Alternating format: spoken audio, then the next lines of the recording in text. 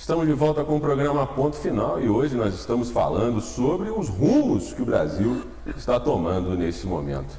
Carlos, que bom ter você mais uma vez para comentar aí essa confusão em que se tornou o nosso país. Essa semana, mais uma notícia estarrecedora, né, que foi a prisão aí do ex-presidente do Banco do Brasil e da Petrobras, o Bendini. Né, ele foi presidente dessas estatais durante o governo Dilma e agora está sendo, né, acusado, né, e já foi preso preventivamente, né, de ter parte nesse esquema de corrupção. Ele pediu, né, dinheiro aí para a Odebrecht, aquela mixaria de sempre, né, 3 milhões aqui, 10 milhões acolá, enfim. O que está acontecendo? Está difícil, né, da gente acompanhar essas notícias da corrupção, as notícias da crise política. O que está acontecendo com o Brasil? Afinal de contas, o Brasil está indo para onde? Ou será que já foi? Bom, novamente, né, uma alegria estar aqui com você, com os seus telespectadores. Nós precisamos ter muita calma, eu sempre repito isso, porque o sangue ferve. E como? Ver tanta iniquidade, tanta baixaria, né? Tanto desprezo pela verdade, pelas coisas corretas que estão acontecendo no Brasil. Os administradores públicos perderam totalmente a vergonha, a dimensão mínima da moralidade. E empresas, por exemplo, como o Banco do Brasil, tradição de diversas pessoas, vontade de várias mães terem seus filhos concursados, né, para o Banco do Brasil, uma carreira segura, um lugar de prestígio. Aí se junta uma quadrilha, né, que assaltou esse Brasil, notadamente de 2003 para cá, e penetrou em toda a estrutura do Estado. Sempre digo isso também, que não é novidade, não foi a primeira vez, não é, um grupo novo, não é verdade. Aquilo se criou um refinamento, eles criaram um refinamento. Eles aprofundaram nas entranhas do Estado a corrupção, tomaram o poder público de uma maneira geral, em seu benefício próprio, dos seus projetos políticos hegemônicos, né, de sua continuação no poder e do interesse pessoal do enriquecimento ilícito. Porque certas figuras que a gente, não são todas, mas certas figuras que a gente observa até pela televisão, não conseguiriam um emprego minimamente em lugar nenhum. Não tem qualificação nenhuma. A própria Dilma, né? A própria Dilma, ela nunca se elegeu para nada antes. O próprio Lula, né, quando era presidente, chegou a dizer, com toda a sua empáfia, que com a popularidade dele na época, ele elegeria um poste. E elegeu. Tanto é que elegeu a Dilma, uma pessoa que não só não tinha nenhuma experiência em cargo político, né, como também como administradora, até onde eu sei, pelo menos é uma história que circula aí de conhecimento público, que o único negócio que ela teria sido gestora foi uma papelaria que ela teve em Porto Alegre, e mesmo assim, uma papelaria pequena que ela levou à falência. Então, realmente, fica difícil a gente, é o que você falou, quer dizer, são pessoas que foram escolhidas, né, pelo partido, pelo PT, para aparelharem, né, o Estado, mas não tem nenhuma competência, quer dizer, estavam ali apenas porque eram membros de um partido. Eles estavam ali porque eles cumpririam qualquer tipo de ordem, sem qualquer juízo de valor sobre as mesmas. Fariam qualquer coisa para, como vou citar um que vive na televisão, falando que o governo destruiu o governo, essa coisa, como se o Temer não fosse produto de Lula e de Dilma, né, o governo, a aliança do PMDB, que é hoje de um deputado federal lá de São Paulo chamado Orlando Silva, que teve a desfaçatez de comprar com cartão corporativo uma tapioca de R$2. O sujeito não tirava nem do próprio salário do bolso dele uma tapioca que ele comprava. Tudo é por conta do Estado. Isso é simbólico, é preciso você entender isso. Ah, ele gastou R$2, não é que ele tenha gastado R$2.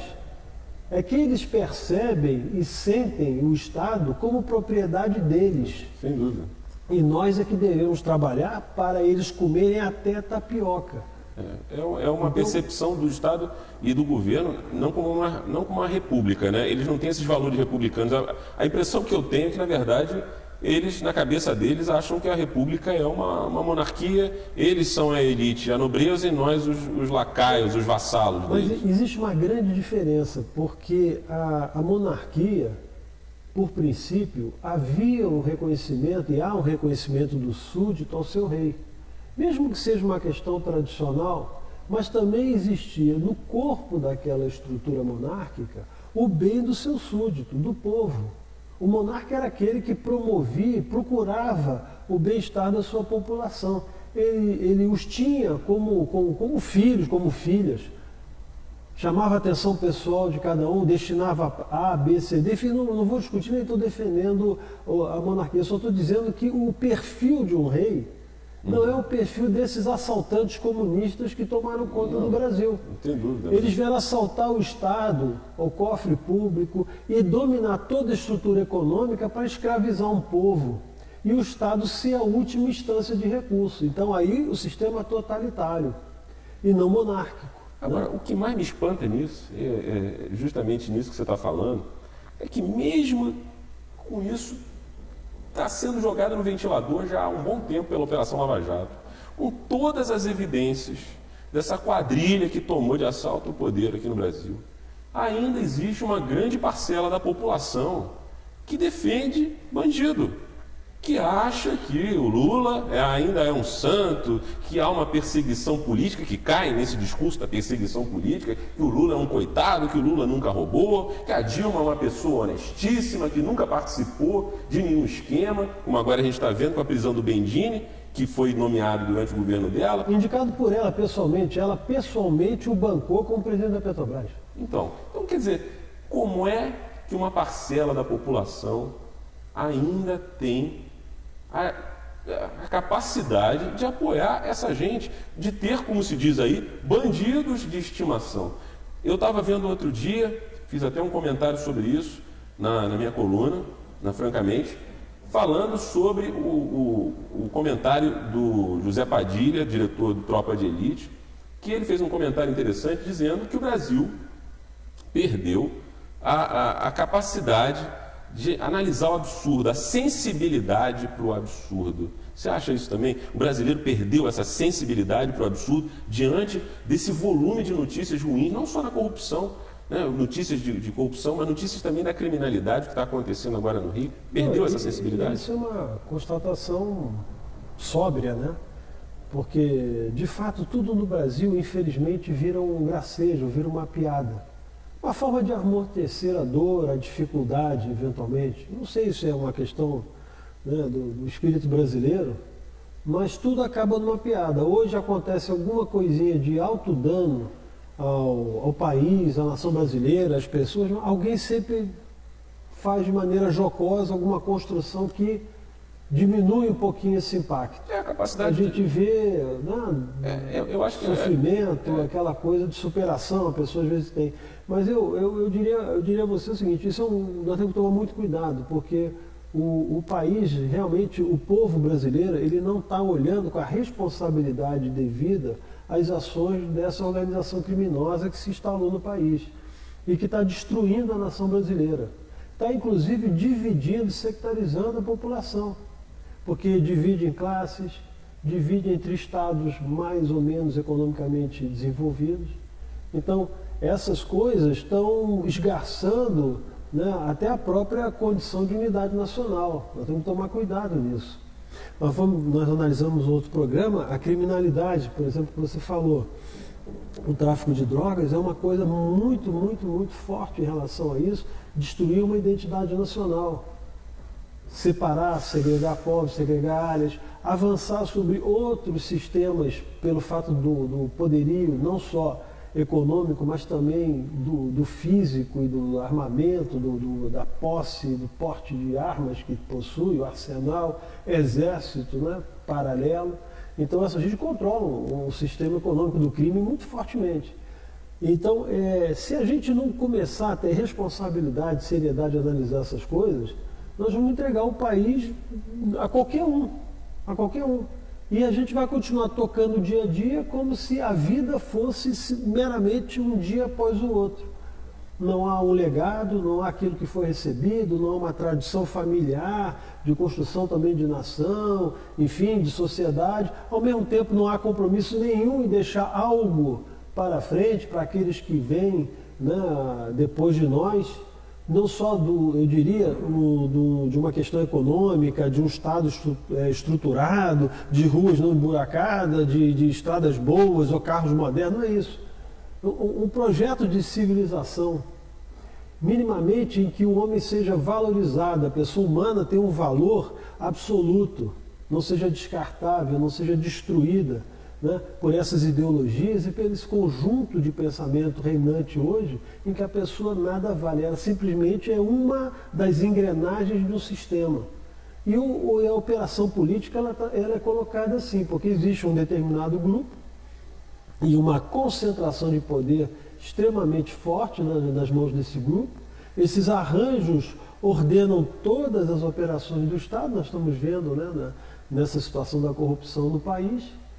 E a pessoa sai para trabalhar no dia seguinte, quando tem emprego, ou então sai à procura, e não dá conta a si próprio de que aqueles que estão lá em cima falando na TV que existe um golpe, que aconteceu isso, que aconteceu outra coisa, não percebe que a culpa é daquele que passa a mensagem. Por isso que o Lula, por exemplo, tem uma certa ainda, vamos dizer assim, popularidade. E que, no meu entendimento, não é tão grande. Existe muita propaganda e muita máquina em função disso, porque existe muito dinheiro nesse sistema clandestino também de formação de imagem de pessoas. Não tem dúvida. E ele se aproveita muito disso. E o PT também. É uma situação que... O PMDB também. É isso que, na verdade, tem que ficar sempre bem claro, né? Quando a gente está falando de PT, a gente está falando de PMDB também. O PT é o líder da estrutura que dominou esse país e levou a esse caos. O PMDB, o PP, o PTB, o PSB e mais os P's todos que tem por aí, tudo foi sócio, com figuras pontuais dentro dessas unidades partidárias que não assumiram e enfrentaram algumas até essas alianças. Porém, não podemos absolutamente dizer que essa estrutura política não está toda contaminada. Olha, o maior exemplo de contaminação que a gente tem é justamente o que a gente vê desse volume de notícias todos os dias que saem de Brasília. Né? O Brasil está contaminado e diria para você já em fase terminal. Mas vamos continuar o nosso papo no próximo bloco.